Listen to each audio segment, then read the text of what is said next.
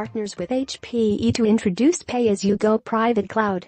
Rackspace is partnering with HPE on a new way of delivering private cloud-managed services. They're applying the pay-as-you-go model of the public cloud to a single-tenant private cloud environment.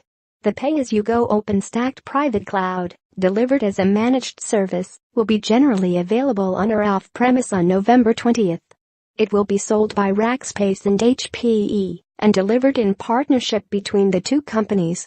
The offering is targeted at large enterprises looking to handle bursting workloads, Rackspace's Scott Crenshaw, EVP of Private Cloud, explained to ZDNet.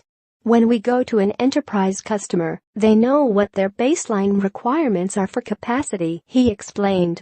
So we put an infrastructure that is available to handle that baseline, and then we add to it a large set of dark capacity. It's there, it's available, but they don't pay for it until it's turned on.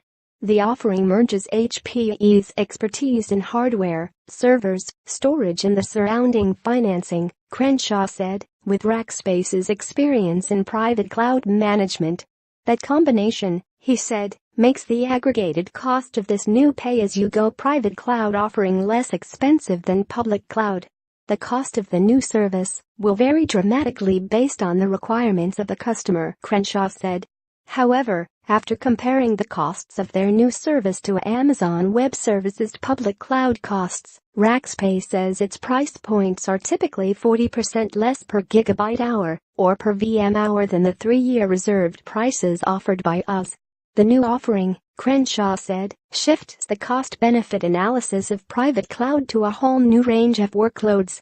Certainly for bursting workloads, it's always been cheaper to rent a few VM hours, he said.